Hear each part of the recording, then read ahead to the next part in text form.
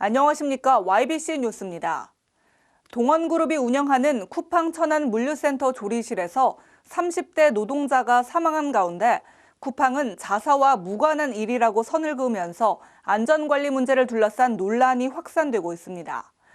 이에 노동시민단체와 유가족은 오늘 쿠팡 천안 물류센터 앞에서 기자회견을 열고 정부 차원의 철저한 조사를 촉구했습니다.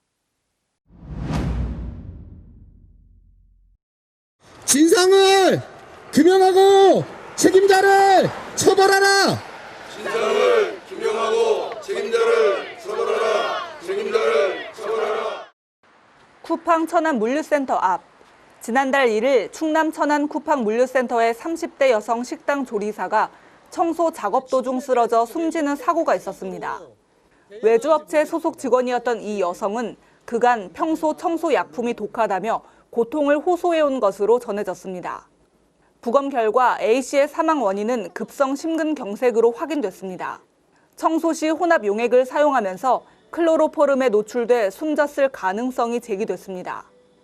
이에 노동시민단체와 유가족은 사건의 진상규명을 요구하며 쿠팡 천안 물류센터 사망사고 산업안전보건법 위반 공동고소고발 기자회견을 열었습니다.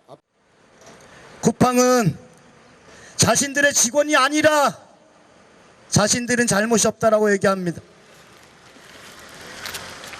동원홈푸드는 자신들이 시킨 것이 없다라고 얘기하면서 아직도 유족들의 면담조차도 회피하고 있습니다.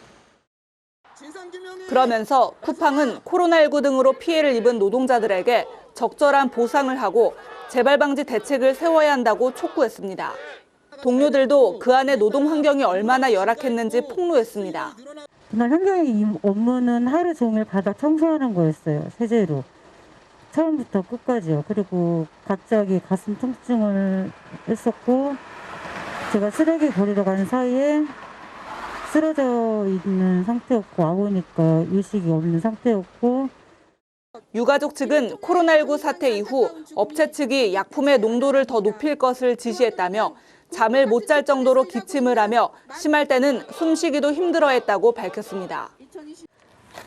코로나19 방역 등의 방역 지침에 등에 따르면 락스와 다른 세제와 섞어서 사용해서는 안 되는 물질이 있었습니다. 만일 회사가 코로나19 방역을 위한 청소 업무를 하는 노동자들이 안전한 환경에서 안전한 방식으로 일하고 있는지 제대로 살폈다면 제 아내는 죽지 않았을 것입니다. 쿠팡은 지난 8일 입장 자료를 통해 쿠팡은 해당 식당 운영에 관여하지 않고 있다며 사건과 무관하다고 밝혔습니다. 사망사고가 일어난 천안 물류센터 식당 운영 주체는 식품 전문기업인 동원그룹이라며 책임을 떠넘겼습니다. 기자회견이 끝난 후 노동시민단체와 유족 측은 고용노동부 천안지청에 산안법 위반 공동고소고발장을 제출했습니다. 코로나19 확산과 맞물려 쿠팡 노동자 사망사고가 빈번히 발생하고 있습니다. 쿠팡은 전적인 사고 책임을 떠나 노동자 안전관리감독에 소홀했다는 지적은 피해갈 수 없는데요. 산업안전보건법 위반으로 노동자 사망사고를 낸 기업에 대해 처벌을 강화하고 재발 방지 대책을 세워야 한다는 여론이 확산되고 있습니다. 지금까지 YBC 뉴스 김은수였습니다. 시청해주신 여러분 고맙습니다. 지금 평택의 새로운 시대가 열립니다.